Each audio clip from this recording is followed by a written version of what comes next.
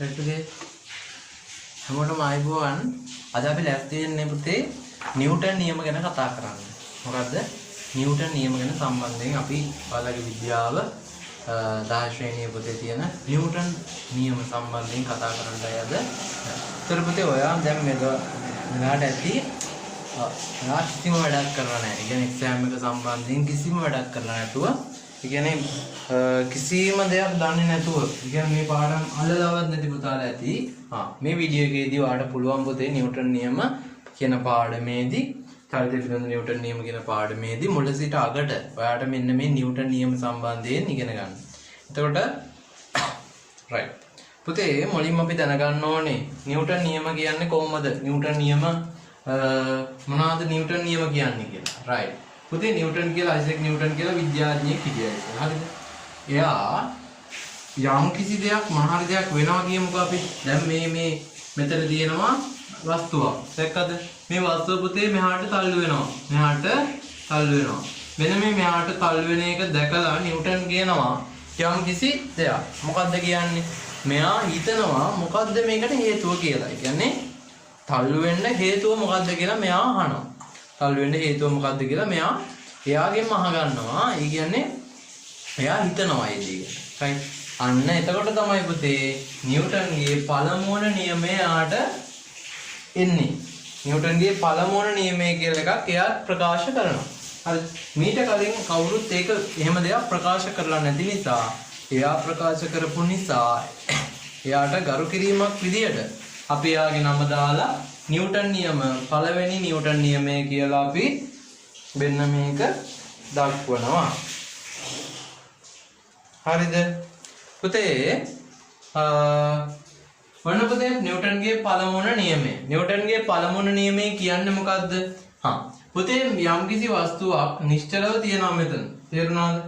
යම්කිසි වස්තුවක් පුතේ නිශ්චලව පොළවක නැත්තම් මේසයක් මත තියලා තියෙනවා. හරිද? එතකොට අන්න එහෙම මේසයක් මත තියෙන වස්තුව පුතේ යාට බලයක් දෙනවා. ඒ වස්තුවට අපි මොකක්ද දෙන්නේ? බලයක් දෙනවා. මෙන්න මෙහෙම බලයක් දුන්නාට පස්සේ මේ වස්තුව පුතේ මොකද වෙන්න යන්නේ? මෙයා චලනය වෙන්න පටන් ගන්නවා. මොකද වෙන්නේ? මෙයා චලනය වෙන්න පටන් ගන්නවා. හරි පුතේ. වස්තුවට පුතේ බලය දෙන්න කලින් බලය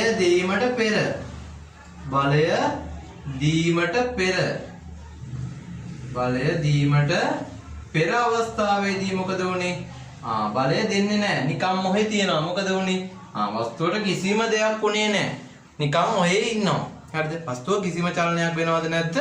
වෙන්නේ නැහැ. එතකොට පුතා මේක බලය දීමට පෙර කිසිම චලනයක් වෙන්නේ නැහැ.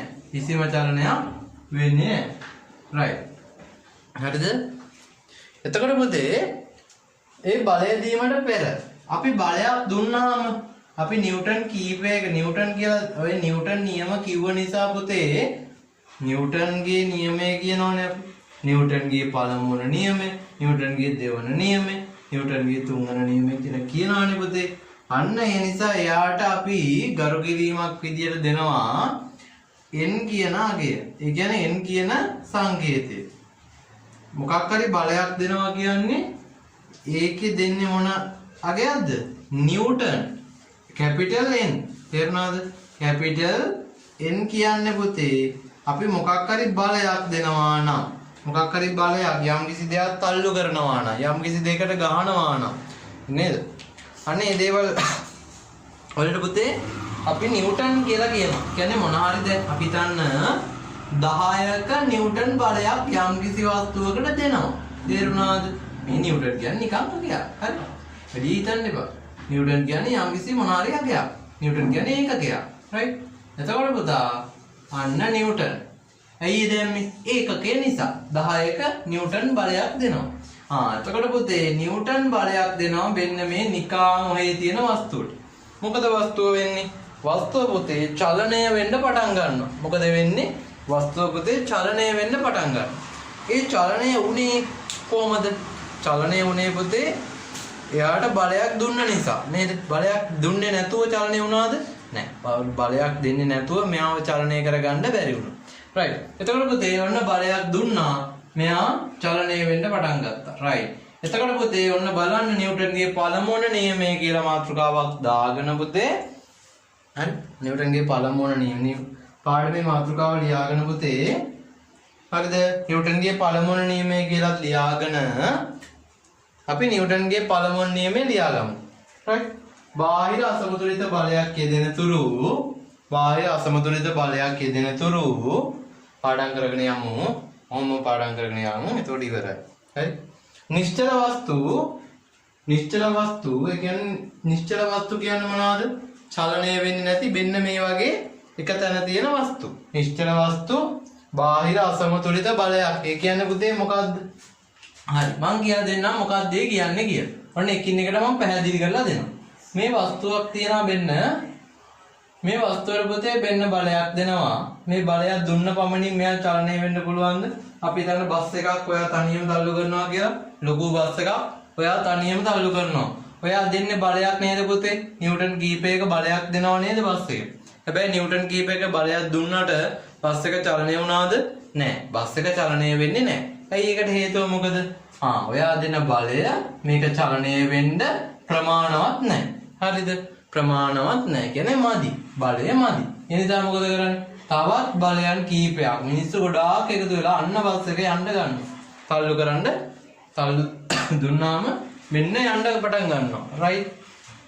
ඔයා හිතන්න මේ බස් එකටම අපි කියමු මිනිස්සු 10ක බලයක් දෙනවා මිනිස්සු 10ක් තල්ලු කරනවා මේ පැත්තෙනුත් පුතේ අනිත් පැත්තෙන් බස් එකේ අනිත් පැත්තෙනුත් මිනිස්සු 10ක් තල්ලු කරාම මොකද වෙන්නේ මේක දෙක මේක චලනය වෙනවද නෑ ඒ වගේම හිතන්න මේ බලය වගේම මිනිස්සු 10ක් මේ පැත්තට දැම්මාම මේක චලනය වෙයිද නෑ මොකද වෙන්නේ එක තැන තියෙන්නේ ඇයි මේ පැත්තෙනුත් 10ක් තල්ලු කරන්නේ මේ පැත්තෙනුත් 10ක් තල්ලු කරන්නේ දෙපැත්ත සමානයි එතකොට පුතේ අන්න එතකොට කියනවා මොකද්ද සමතුලිත බලයක් කියලා මොකද්ද කියන්නේ සමතුලිතයි මේ දෙපැත්තම සමානයි අන්න ඒකට කියනවා පුතේ අපි සමතුලිත බලයක් කියලා. right?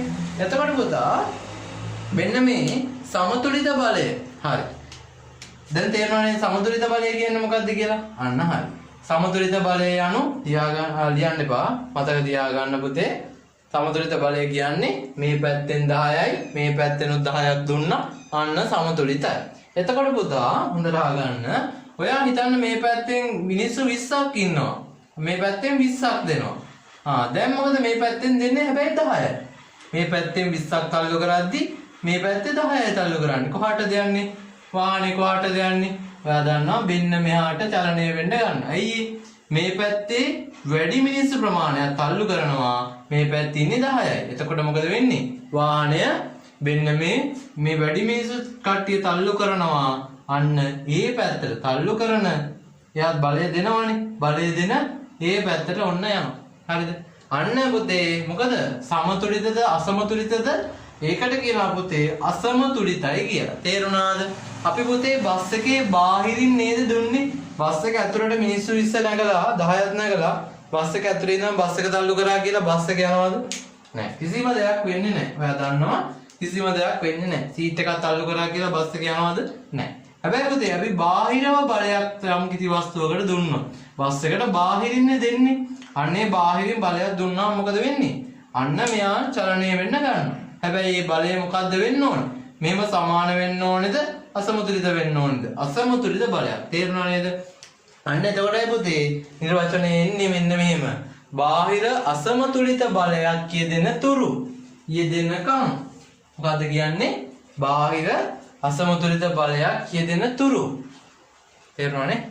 right. නිශ්චල වස්තු මේකත් පුතේ මේ වස්තුව නිශ්චලයි. මේ වස්තුව නිශ්චලයි. නිශ්චල වස්තු යෙදෙනකම් යෙදිලා තියෙන්නේ නැද්ද? යෙදිලා නැහැ. යෙදෙනකම් හරි ලියාගෙන යන්න අපි යෙදෙන තුරු නිශ්චල වස්තු නිශ්චලතාවයෙන්ම තියෙනවා. එහෙම නේද? බාහිර අසමතුලිත බලයක් යෙදෙන්නේ නැත්නම් සමතුලිත බලයක් යෙදෙනවා නම් පුතේ හොඳට අහගෙන ඉන්න. මේක චලනය වෙනවද නැද්ද? චලනය වෙන්නේ නැහැ. චලනය වෙන්නේ නැහැ. බාහිර අසමතුලිත බලයක් දුන්නහම මොකද වෙන්නේ? අන්න මෙයා චලනය වෙන්න ගන්නවා. තේරුණා නේද? නිශ්චලව තියෙන වස්තු යෙදෙනකම් චලනය වෙන්නේ නැතුව තියෙනවා. නිශ්චලව තියෙන වස්තු හැබැයි චලනය වෙන වස්තු මොකද වෙන්නේ? අපි පුතේ වාහනයක සාමාන්‍යයෙන් 20ට යනවා කියන්නකෝ. මීටරේ 20ට යනවා. මීටරේ 20ට යද්දි පුතේ මීටරේ 20ට යද්දි පුතේ මොකද වෙන්නේ? හරි පුතේ. හරි පුතේ මෙන්න මම කිව්වා මෙන්න මේ වස්තුව නිශ්චලතාවයෙන්ම තියෙනවා. හරිද? බාහිර අසමතුලිත බලය ඔයා දැන් දන්නවා මම ලස්සනට කියලා දුන්න වැඩේ. බාහිර අසමතුලිත බලයක් යෙදෙනකම් හරිද? තේරුණාද? යෙදෙනකම් මේක යෙදෙන්න කලින් මොකද වෙන්නේ? මේ වස්තුව කිසිම දෙයක් නෑ මේ කොහොමද මම තල්ලු කරන්නේ නෑ. රයිට්. මේ වස්තුව චලනය වෙන්නේ නෑ. හරි තේරුණානේ? මේ වස්තුව චලනය වෙන්නේ නෑ. හරි. හැබැයි පුතේ චලනය වෙන්නේ කොහොමද? බාහිර අසමතුලිත බලයක් දුන්නාම මේ කියන්නේ මෙන්න මෙහෙම සමාන නැති බලයක්. තේරුණානේ? අන්න එතකොට මොකද වෙන්නේ? මෙයා චලනය වෙනවා. මෙයා මොකද වෙන්නේ? මෙයා චලනය වෙනවා. එතකොට චලනය වෙන වස්තුවක් අපි කියමු වාහනයක පුතේ ඔයා හිතන්න මෙන්න මේ 20ක වේගයෙන් යනවා. 20ක වේගයෙන් වාහනේ යද්දි පුතේ සාමාන්‍යයෙන් 20ම තමයි දිගටම යන්න ඕන. හරි? දන්නකො. දැන් 20ක වේගයෙන් යන වාහනය අපි කියනවා පුතේ ඇක්සලරේටරේ නේද? අපි වේගෙන් යන්න හදනවා. හරි. එතකොට පාගල යනවා කියලා කියනවා. හරි. අන්න එතකොට පුතා පාගල යන්න යද්දි මොකද වෙන්නේ? හැබැයි පුතේ මේකට බලයක් දෙනවද? දැන් 20ක වේගෙන් යද්දි පුතේ ඔයා සාමාන්‍ය වේගෙන් නෙවෙයි යන්නේ. එතකොට ඔයා බලයක් දුන්නද වෙනම අමතරව? නෑනේ. 20ම යනවා. අන්න පුතේ මොකද? ඒකාකාරීව ප්‍රවේගයෙන් යනවා නම් ඒකාකාර ප්‍රවේගයෙන්ම යනවා නම් ඒ කියන්නේ මොකද්ද? එකම වේගයෙන් යනවා නම් මොකද වෙන්නේ? එකම වේගයෙන් යනවා නම් ඒකාකාරීව යනවා. හරිද? චලනය වෙන වස්තුව මොකද වෙන්නේ? ඒකාකාරීව ප්‍රවේගයෙන් චලනය වෙනවා. ඒ කියන්නේ පුතේ හිතන්න 20ක යන එකට අපි බලයක් දුන්නේ නෑනේ. හරි? බලයක් දුන්නේ නෑනේ. අන්න පුතේ බලයක් දෙන්නේ නැතුව මෙයා ඒකාකාරීව ප්‍රවේගයෙන් යනවා. තේරුණා නේද? බලයක් දෙන්නේ නැතුව මොකද වෙන්නේ? අන්න ඒකාකාරීව ප්‍රවේගයෙන් යනවා. ලියාගමු පුතේ මේ තියෙන පළමුව නියමය බාහිර සමතුලිත බලයක් යෙදෙන තුරු නිශ්චල වස්තු නිශ්චලතාවයෙන් පවතින අතර නිශ්චල වස්තු මේ තියෙන නිශ්චල වස්තු නිශ්චලතාවයෙන් පවතින අතර පාඩම් කරගන්න පවතින අතර චලනය වන වස්තුවක් මොකද වෙන්නේ? මම 20ක වගේ ඔන්න චලනය වෙන වස්තුවක්. හරි? චලනය වෙන වස්තුන් ඒකාකාර ප්‍රවේගයෙන් චලනය වේ. ඒකාකාරීව ප්‍රවේගයෙන් චලනය වේ. ඒකාකාර ප්‍රවේගයෙන් චලනය වේ. ඔන්න පුතේ නිව්ටන්ගේ පළමුවන නියමය. හරිද? right. ඊට පස්සේ පුතේ නිව්ටන්ගේ දෙවන නියමය. නිව්ටන්ගේ දෙවන නියමය ගත්තාම පුතේ ඔන්න පළමුවන නියමය අපි උදාහරණ සාමාන්‍ය අපි නිර්වචනයේ පාඩම් කරගත්තාම පළමුවන නියමය එතනින් අපි මොකද වෙන්නේ?